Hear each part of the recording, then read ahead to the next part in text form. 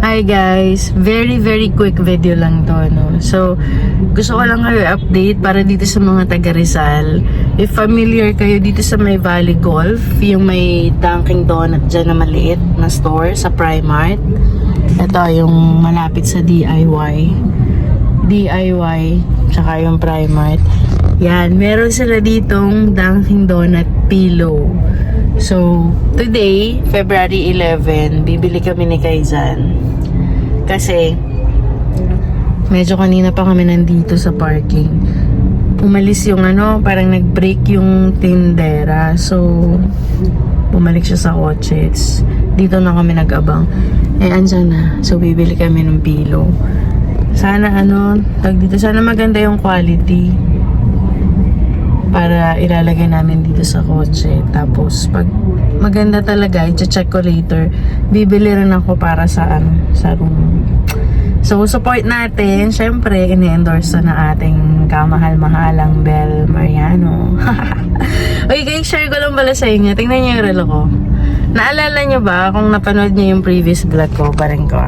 Kung napanood niyo yung previous vlog ko dun sa album launching ni Bel, meron kaming picture together. So, inilagay ko siya sa relo ko. And matatawa kayo kasi kada tinitingnan ko yung yung relo ko, kinikilig talaga ako. Yan ang picture namin ni Bel. So, yan yung yan yung background ko. So, tapos sabi ni Kai, bakit pag suot mo yung relo mo, nakabaliktad?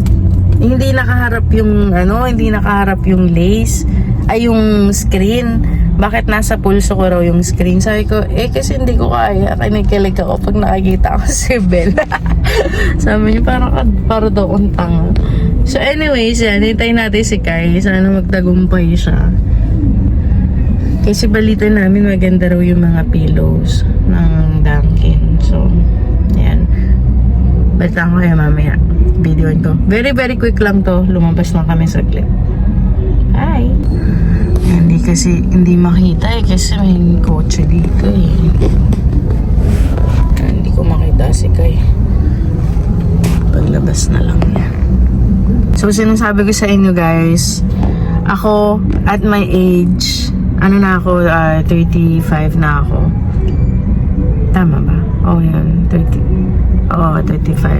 1988 ako So, alam niyo yun, sa tinagal-tagal ng panahon, never akong na-hook sa mga artista.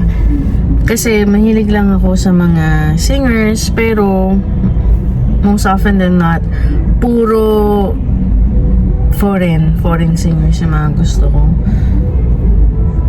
Pero ito si Bel, ewan ko ba, completos recados. Nagulat ako na kumakanta siya. Nagulat ako na magaling siyang umarte.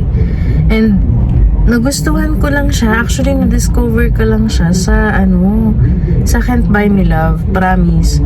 Hindi kasi ako pala nood ng mga OPM, mga I Want TV, mga Filipino local, hindi. Pero ito si Bel, nung nakita ko siya sa Can't Buy Me Love, which is, hindi ko magets bakit ko rin pinanood. Sa Netflix ko lang to nakita So yun, nung napanood ko yun, sinimulan ko nang panoorin yung mga movies niya sa Netflix kasama si Donnie. And then, pinanood ko rin yung He's Into Her, yung season 1. To be honest, hindi ko pa tapos yung season 2. So, meron na raw sa YouTube. Wala na siya sa iWant TV wala rin siya sa Netflix. So, sinatsaga ko yun. Yung sila Max Payne. So yun, hindi ko alam. Iba talaga yung charisma ni Bel. Ayun na si Kai. Nakikita ko na yung parang pillow na black na may stripe. Yan. So guys, dito kayo bumili sa maliit lang to na Dunkin Donut store. Dito sa Primark, sa labas ng Valley Golf, beside Mr. DIY. Ayan guys. Punta kayo dito, I swear.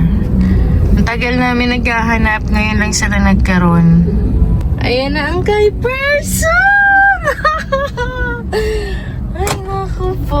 I'm so happy. Meron na kaming Dunkin Donut pillow. Oh! Wait.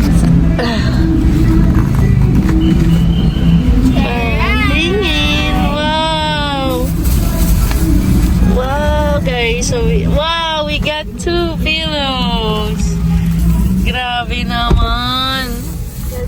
Wait. So guys, we're so happy. We already got the Dunkin' Donut pillow. Yan. So, dalawa yung kinuha natin. Favorite ni Kai ang Dunkin' Donut. Ako, favorite ko rin yan. It's just that diabetic kasi ako. Kaya, uy, ang sarap naman. Diba? Openin mo nga, please. Oh, yung sarap yung ano niya, parang sinulong. Where? I think you found the right one. Natin fit. Hindi, I pillow? also like it. Oo, hindi guys, maganda siya. I swear. Ganda siya, diba? Maganda siya. Wow. Alright, so yeah, we got to.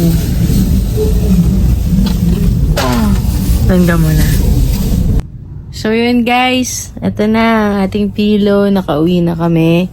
Once again, thank you so much for watching our vlog for today, and sana makakuha na rin kayo guys. Support natin ang ina-endorse ni Bel Mariano. So, yeah, Dunkin' Donut pillow. And once again, meron siyang tour sa Cebu, sponsored by Dunkin' Donut, February 17 guys, sa Waterfront Hotel. So, ang alam ko, kailangan nyo lang bumili ng worth 2,000 pesos or 2,500. Tapos, meron na kayong 1 free ticket dun sa ano niya, sa tour niya. Kailangan nyo lang mag-present ng ID nyo.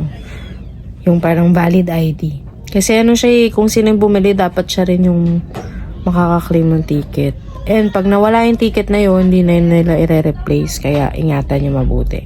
So yun, enjoy mga Cebuanos. Nakakainggit, sana all. Hindi kami makakapunta ng Cebu ngayon, pero hopefully sa concert niya guys, manood tayo. Birthday concert daw niya. In-announce niya yung album launching.